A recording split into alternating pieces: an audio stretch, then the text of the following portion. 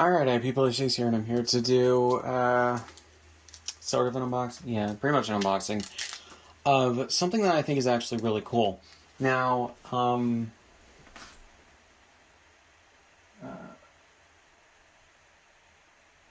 sorry, I just needed to mute my computer.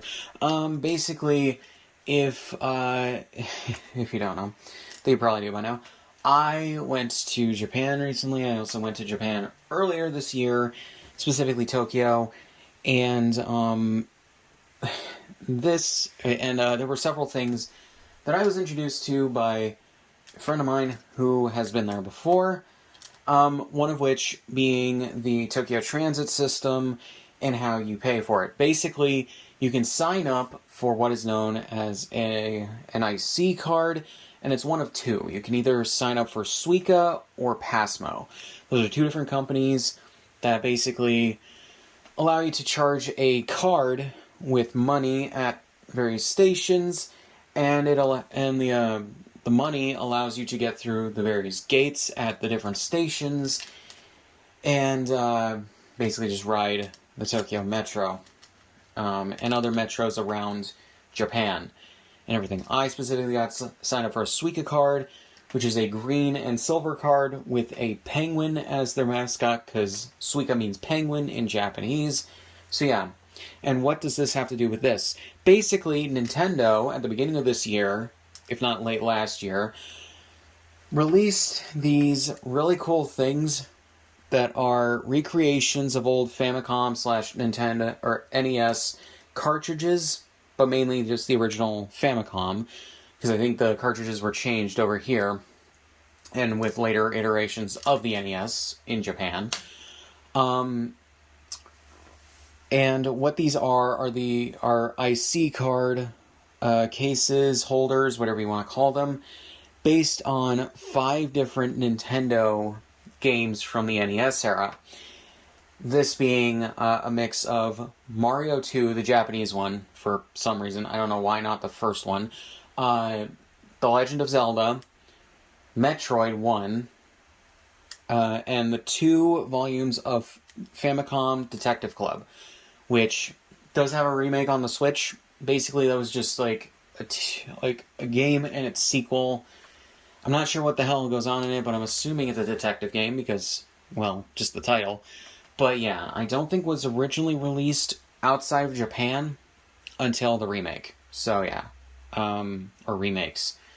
But yeah, so that is what this is. And to give you guys this preview of what this is, I have my Suica card in this, so I'm not taking it out.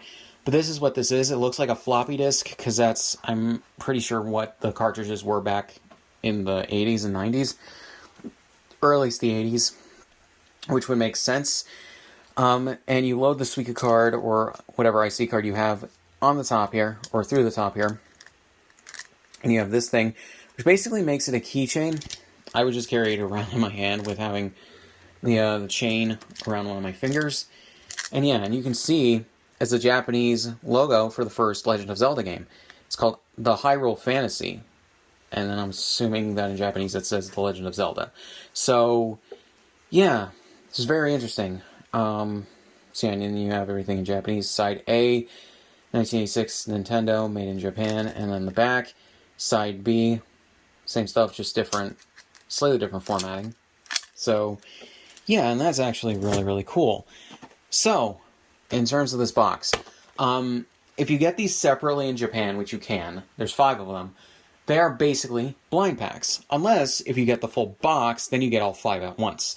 I didn't know this before I looked up the information after I got back from Japan for the first time. And, as a result, I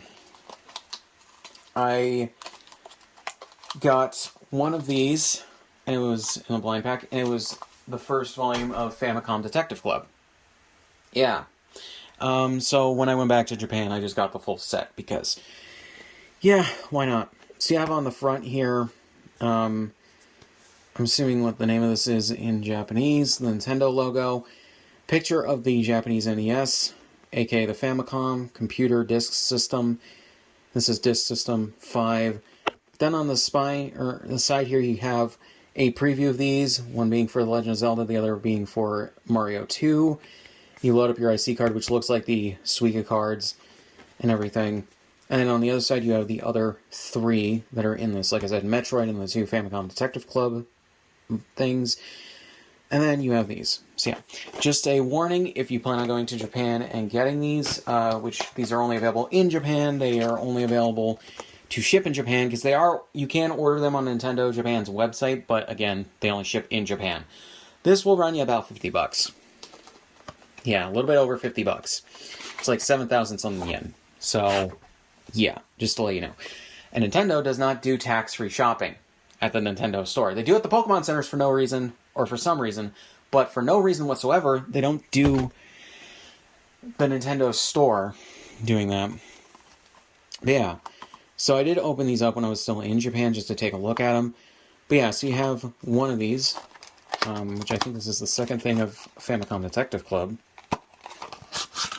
Yeah. So you have that, which I actually like the cover of this. I like the art. Looks like a copy of a, what is it? Looks like an 80s poster for like Karate Kid or something. So yeah, so that's actually really cool, and I do like that. I don't think you guys need to see much more of that, because you already know what one of these looks like, because I have it right here. It's literally just a yellow I'm trying to remember what the fuck I said the thing a bit ago. Floppy disk. So yeah, I think this is the first thing of Famicom Detective Club.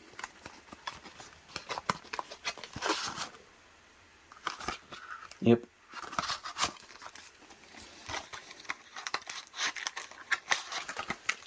The thing for the chain is outside of this thing.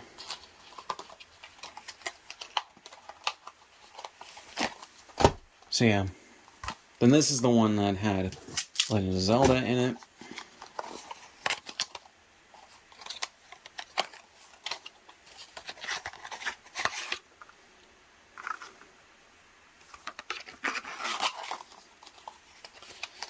Box is a little big up because I had to try to open it because it got the flap where you open it got stuck on the sticker that keeps the plastic inside closed.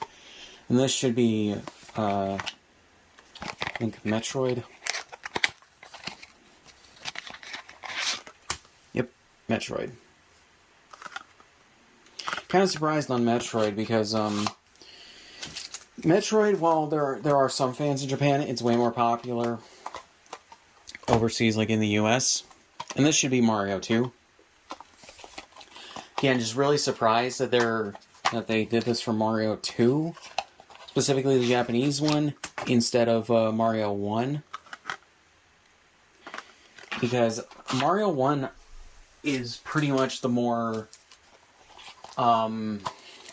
readily, like, popular of the two, more well-known and everything. Especially when, like, even though they released it in Japan, they didn't release Mario 2 until, I think, one of the SNES compilations, where they called it Mario 2 The Lost Levels, or just Mario The Lost Levels, internationally.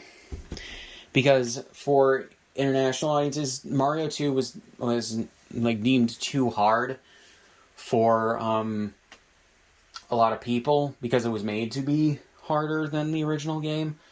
Because I think a lot of people probably deemed the first one harder, so they did, or easy, really easy, so they made it harder. So it's more a thing for challenge players. So they turned a game called Doki Doki Panic into Mario 2 USA. So, yeah, just if you don't know the history there of the game. So, yeah. Which is why they named Mario 2 Japan Mario The Lost Levels, or Super Mario The Lost Levels. Or it was just Super Mario 2 The Lost Levels. I don't know. But they named it that overseas to differentiate it from the USA version. But yeah. And it's funny, because Mario 2 USA is where we get a lot of the, or not a lot of, but at least some of the more iconic enemies in the franchise. So that's kind of funny. But yeah, so this is basically it for this. I just wanted to show this off because I thought this was really cool. So if you're in Japan and you go to a Nintendo store and you don't know about these or you don't have these, pick that up. Pick that entire pack up because, again, blind packs if you don't do that.